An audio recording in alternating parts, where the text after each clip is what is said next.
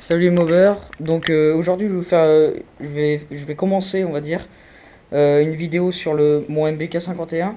Donc là je suis chez mon grand-père, donc j'ai amené le cyclo chez mon grand-père parce qu'il va avoir beaucoup de modifs à faire que je suis pas capable de faire tout seul parce que je suis pas outillé et puis j'ai pas encore trop les connaissances. Donc là on commence à rentrer dans le vif du sujet un petit peu parce qu'on va vraiment finir toute la partie cycle. Alors si vous voulez on va commencer à souder et à cintrer des tubes pour faire les arceaux pour protéger le vario et l'allumage comme c'est prédit dans le règlement. Donc je vais faire quand même côté allumage malgré qu'ici il y ait une protection avec mon lanceur. Comme ça au moins il y aura pas de souci. Alors j'ai demandé à l'organisation, donc le lanceur de Pocket Bike que j'ai adapté est autorisé.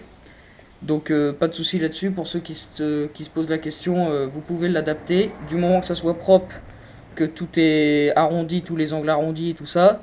Vous pouvez l'adapter sans souci, c'est autorisé. Je vais quand même, comme j'ai dit, donc on va quand même faire un arceau de ce côté-là. Au moins ils seront contents. Il n'y aura pas de, il y aura pas de de compromis le jour de la course s'ils me disent il n'y a pas d'arceau et tout ça. Au moins il n'y aura pas de souci. Il y aura les deux, comme ça sera bien protégé. Et l'autre côté, par contre, là j'ai pas le choix parce que il y a rien du tout. Donc pour protéger le variateur, donc ils indiquent qu'il faut que ça passe par l'axe du Villebrequin et que ça reparte ici, que ça protège la poulie, etc. Donc là-dessus déjà, je suis pas capable de, enfin je suis pas du métier quoi, je suis pas soudeur, cintreur et tout ça. Mon grand-père est du métier, il a fait ça toute sa vie, donc il connaît bien tout ça. Donc je vais bien lui expliquer comment faire, ce que je veux, et lui après derrière il va tout adapter sans problème. Donc c'est pour ça que là-dessus, je préfère pas m'aventurer, surtout que j'ai pas le matériel non plus. Donc c'est lui qui va faire ça. On va également souder une barre de renfort du tube de direction jusque sous la selle là.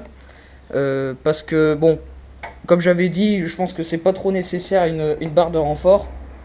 Mais bon, elle va plutôt me servir parce que là dans la catégorie je vais courir, ça roule pas très vite.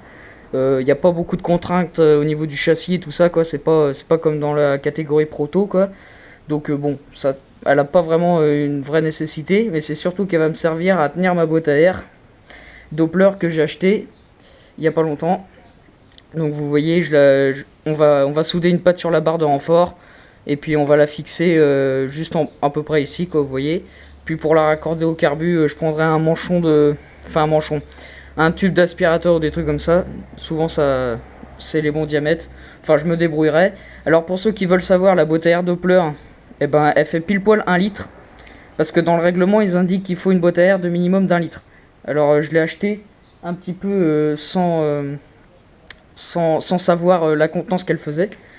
Et du coup, ce que j'ai fait, c'est que je l'ai acheté quand même. Et j'ai vérifié tout de suite la contenance qu'elle faisait et elle fait pile poil 1 litre. Donc comme ça, pour ceux qui se posent la question, vous pouvez l'acheter, ça répondra au règlement, sans problème. Ensuite, une pédale de lanceur à adapter.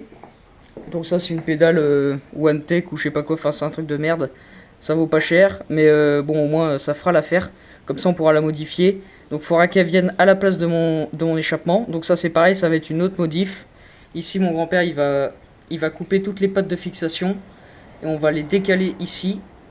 Et pour mettre comment on appelle ça, la biellette de l'échappement, on va percer un trou dans le cadre et elle sera ici.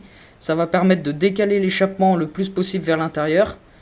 Et également, on va couper le tube de fuite et on va le mettre à l'horizontale par rapport au sol. Il sera vraiment droit, comme ça il passera quasiment sous le bras oscillant. Ça va permettre de reculer le pot d'échappement le plus possible. Parce qu'en virage, si vous voulez, souvent c'est des circuits de karting. Et en virage, souvent ça remonte un petit peu si vous voulez. Et du coup, là comme il est là, ça pourrait frotter par endroits. Donc par sécurité, on va le rentrer à un maximum. Comme ça frottera pas. Parce que là, en course, si les champans frottent, c'est par terre direct. La roue arrière lève, tout le monde par terre quoi. Donc ça ferait chier. Donc ça aussi, ça va être une modif à faire. Et ensuite, après, on pourra installer la pédale de lanceur avec une tige filetée reliée au moteur, plus un tube pour, une entretoise pour cacher la tige filetée et des petites rotules là que je mettrai au bout. ici là. Comme ça sera ici comme ça. Comme ça sera bien libre, il n'y aura pas de souci. Parce que ça c'est ce qui donne à la base. Et normalement ça à la base c'est tenu juste avec des cercles. Enfin vous voyez c'est pas de la grosse camelote. Et ça va suffire. On va comme ça. Faut mieux acheter des pédales lanceurs pas trop chères. Comme ça on peut les modifier facilement sans trop de regrets. Voilà. Donc c'est à peu près tout. Ça c'est le tube qu'on va utiliser. Voilà. Pour les arceaux. Donc ça va être du costaud. Là c'est du diamètre. C'est du 12-17. Donc diamètre intérieur de 12 et extérieur de 17. Et dans le règlement ils disent d'avoir minimum diamètre extérieur 12. Donc là on va être tranquille, au moins ça sera solide. Donc la boîte à air et c'est à peu près tout quoi, l'échappement, voilà c'est à peu près tout. Donc peut-être que je sais pas quand est-ce que je vais poster cette vidéo sur YouTube, parce que je vais peut-être la reprendre en faisant des séquences quand on travaillera sur l'échappement ou les arceaux et tout ça quoi. Ça pourrait être sympa, donc peut-être que je reprendrai des petites séquences comme ça et que je les montrerai dans la vidéo au fur et à mesure. Voilà, c'est pour ça que je sais pas trop quand est-ce que je vais la mettre en ligne. Du coup aussi je vais également recevoir une commande aujourd'hui ou demain là.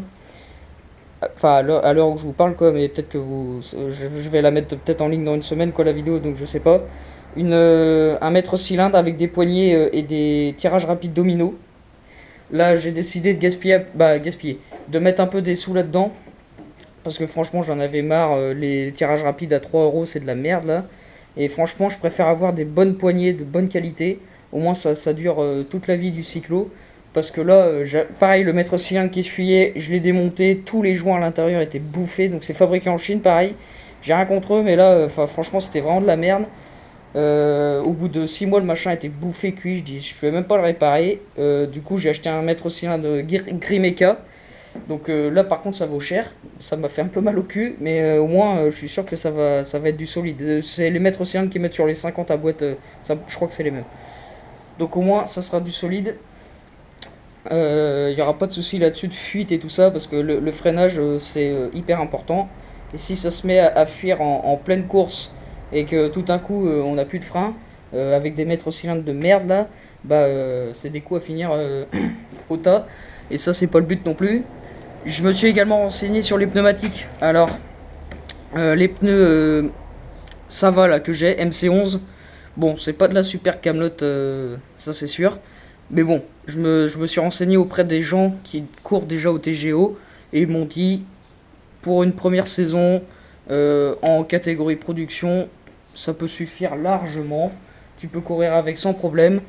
Par contre, il faut vérifier que tes pneus soient bien sûr en bon état, mais également qu'ils soient fabriqués de pas plus de 2 ans. Parce que au-dessus de 2-3 ans, si vous voulez, la gomme, elle commence à se durcir. Et si vous voulez, dès qu'elle se durcit, je vais aller rouler sur circuit, je vais me vautrer. Et puis ça peut décevoir, quoi. Dès les premières courses, faut essayer d'être à l'aise sur la machine et éviter de tomber, quoi. Parce qu'autrement, après, ça peut mettre le moral à zéro très rapidement. Donc... mon pneu avant est tout neuf, donc là c'est pas trop le souci, il a 2 ans pile poil, il est de 2014. Par contre j'ai regardé mon pneu arrière, il est de 2006, de la 46e semaine de 2006, c'est marqué sur le pneu, vous pourrez regarder. Donc celui-là il a 10 ans, et on voit bien par rapport à l'autre, la gomme est vraiment dure, on a du mal à rentrer le pouce dans le pneu, enfin c'est vraiment, c'est quasiment enfin c'est hyper dur quoi. Et par rapport à l'autre qui est beaucoup plus tendre, ça se sent au toucher.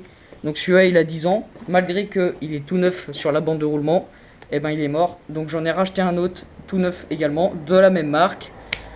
Et du coup, ce que je vais faire, c'est que je vais le laisser quand même. Et si vous voulez, quand je ferai mes essais chez moi, sur mes routes, je vais rouler avec des vieux pneus, je vais enlever mon pneu avant qui est neuf, je vais rouler avec du vieux pneu. Et le jour où il faudra aller sur le circuit, j'emmènerai mes 2 pneus neufs et je les changerai voilà, pour rouler sur le circuit. Pour éviter des usées à l'avance quoi. Je ferai ça. Et du coup, autrement, après en pneumatique, ils m'ont conseillé autrement des gros pneumatiques, enfin de meilleure qualité, quoi, des Bridgestone ou je sais plus trop quoi. Après, ça coûte un peu plus cher et puis c'est pas facile forcément à trouver. Donc, bon, il y en a, ils m'ont conseillé. Normalement, c'est vrai que c'est pas non plus de la top qualité, mais pour la catégorie, je vais courir.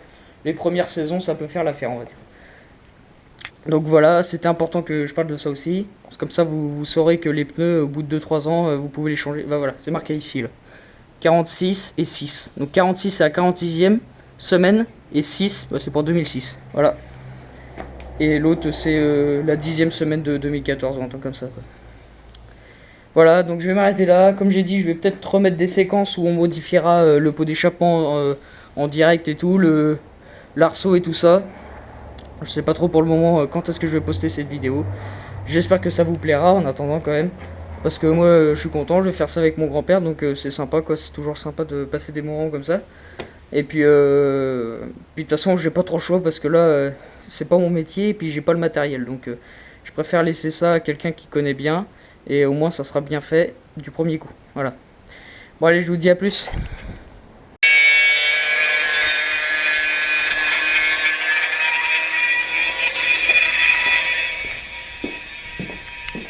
Donc là on commence le modif du pot. Donc on a coupé tous les renforts que Doppler mettent sur le pot d'échappement. Là les pattes de fixation pour la biellette qui est ici. Voilà. Donc ça on va les garder, on les conserve et on va les ressouder plus loin sur le corps du pot. Pour comme j'ai dit mettre la... Voilà, j'ai tout caché, mais mettre la biellette voilà ici. Et en même temps on va en profiter pour enlever pour couper la cartouche. Et on va la remettre à l'horizontale, comme ça ça va rabaisser le pot le plus possible, rentrer vers l'intérieur. Comme ça ça évitera qu'en virage, en cas où que ça touche en virage, parce qu'il descend quand même assez bas le pot d'échappement. Donc comme ça on va le rentrer un maximum et la cartouche sera quasiment en dessous le bras oscillant et ça va permettre en cas de chute également de ne pas esquinter le pot d'échappement quoi. Donc ça peut être pas mal. Voilà. Qui l'eût cru qu'un jour j'aurais coupé un pot en deux? Non, je rigole.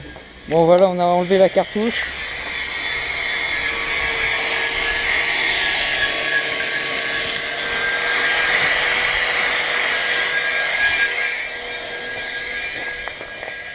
Plus qu'à finir de meuler. Après on va faire avec le disque brossé là pour avoir une bonne finition quand même. Et voilà ce que je vous dis. La cartouche elle va être à peu près comme ça normalement. Et le pot bien rentré. Donc si vous voulez ça va vraiment être à peu près là quoi on va dire. Et rentrer le pot un maximum pour qu'en cas de chute soit pas abîmé quoi. Et également vu que normalement c'est à peu près comme ça, vu que le corps du pot sort vachement, là au moins il sera bien rentré et au moins il y aura pas de problème dans les virages. Voilà. Et là aussi on va couper la patte ici et on va souder alors attends, je vais vous montrer ça. On va souder une barre de renfort. Donc comme je l'ai dit, elle va pas vraiment me servir à renforcer le cadre. Elle va plutôt servir à tenir ma boîte à air. Mais bon. Donc c'est un tube normal quoi. Et qu'on va venir souder là. Et on va enlever la patte de fixation d'origine de la barre de renfort de XR. Hop, on va meuler là. Et on va aplatir le tube. Enfin mon grand-père va faire ça. Souder ici sur la colonne de direction et ici au cadre. Donc c'est pour ça que j'ai mis à peu près un peu tout ça pour protéger la peinture. Malgré que la peinture on va l'esquinter, donc je sais pas après si j'en referai une. Pour l'instant on va laisser comme ça. C'est pas trop la priorité, vous voyez j'ai tout démonté là. La selle et tout pour pas rien esquinter. Voilà. Voilà. À quoi ressemble un pot d'échappement sans cartouche. Donc là, j'ai poncé gentiment.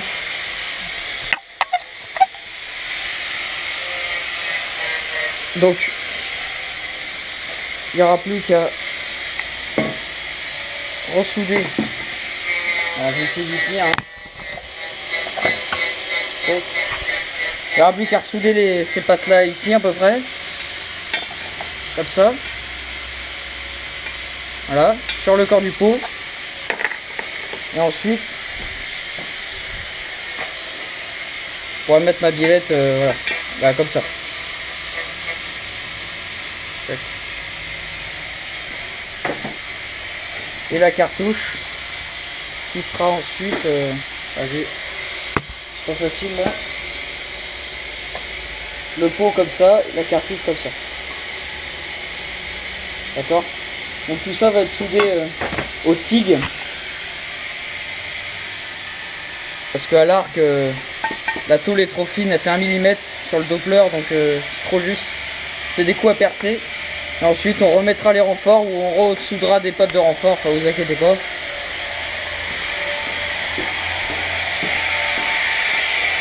Ah. Tu sais ce que c'est? C'est brasé. Ouais. Regarde. Ah oui, oui. Là, ouais. Ça passe à beaucoup. Ouais. C'est avec la couleur là ici là? Ouais, ouais. C'est brasé.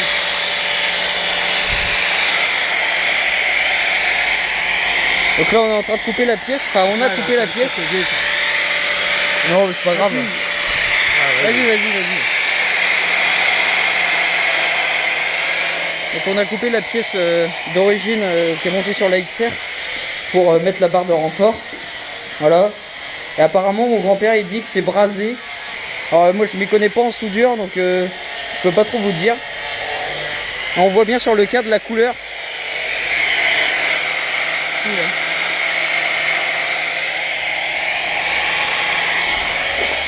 C'est à moitié une couleur jaunâtre. Donc voilà. Les experts me diront si c'est vrai ou pas.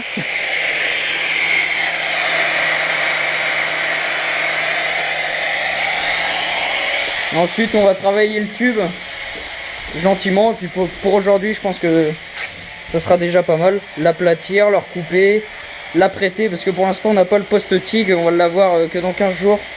Donc on peut déjà préparer les pièces mais on peut rien souder pour le moment. On va l'avoir plus tard. Et d'ailleurs les vidéos je pense que je vais les couper en plusieurs parties là, et là cette partie ça sera la partie 1, modif du pot d'échappement et peut-être la barre de renfort, je sais pas, en tout cas je les couperai en plusieurs parties, voilà. Et là je vais peut-être la reprendre lorsqu'on va travailler le tube un petit peu, enfin, je sais pas trop quoi.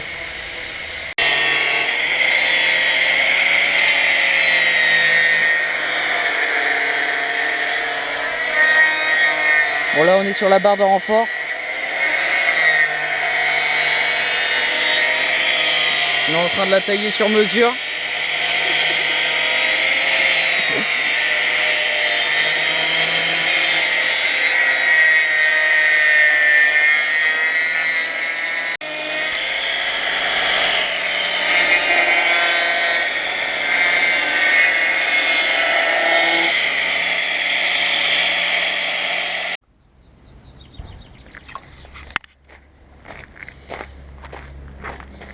Voilà, la barre de renfort est prête à souder sur le cadre.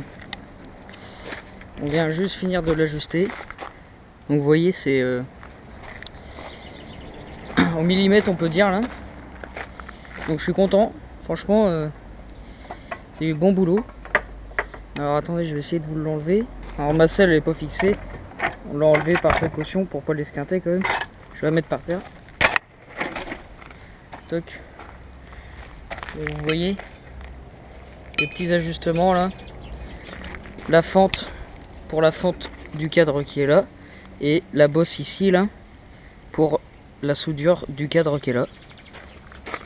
Et l'autre côté, la courbure pour le cadre ici. Donc il n'y a plus qu'à souder ça. Et le pot d'échappement est à souder également. Tac. Donc vous voyez, hop. Donc ça attendra un petit peu parce que je vais être absent là une semaine. Donc ça sera dans 15 jours maintenant. Quand je posterai la vidéo, ça vous compterez au moins 15 jours. Voilà. Les potes de fixation.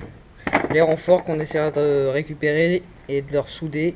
Autrement on en refera d'autres. Enfin mon grand-père refera d'autres renforts. Parce que là pour le coup moi je fais pas grand chose. Comme je vous avais dit. Là je laisse plutôt la main au professionnel on va dire de la soudure. Donc la boîte à air du coup elle passe pile poil sous ma barre de renfort. Donc il n'y aura plus qu'à souder une petite patte sur la barre. Et puis visser la boîte à air dessus et puis terminer. Ça sera pas trop difficile. Bon voilà, je pense que la vidéo elle va s'arrêter là-dessus. J'espère que ça vous plaira. Donc là vous comptez, là c'est la partie 1 on va dire. Donc barre de renfort, modif de barre, pose de la barre de renfort et modif du pot d'échappement. Donc là il y aura ensuite tous mes arceaux à faire et la pédale lanceur et ma tête de fourche à adapter. Voilà. Bon allez, à plus les moveurs.